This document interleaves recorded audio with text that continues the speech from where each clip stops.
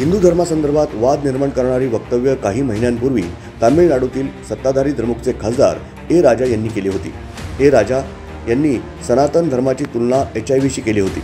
या प्रकरणावर त्यांच्यावर गुन्हा दाखल करण्याची मागणी करण्यात आली होती। तो वाद आता शांत होत नाहीये, तोपर्यंत त्यांनी नवीन वाद निर्माण करणारं वक्तव्य केलं। भारत एक देश नाही तर उपमहाद्वीप आहे।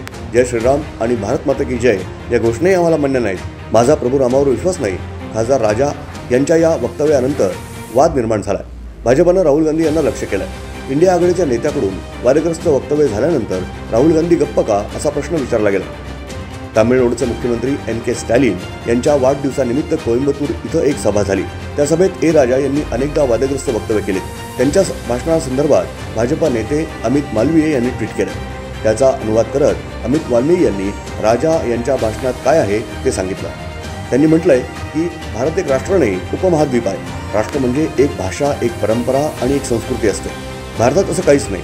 या ठिकाणी तामिळ हे राष्ट्र म्हणजेच एक देश आहे। मल्याळम एक भाषा, एक राष्ट्र आणि एक देश आहे। ओरिसा एक राष्ट्र, एक भाषा आणि एक देश आहे, असं खासदार राजा यांनी म्हटलंय। रिपोर्ट न्यूज डेस्क, महानगरची लाईफलाईन, मेट्रो न्यूज, तामिळनाडू।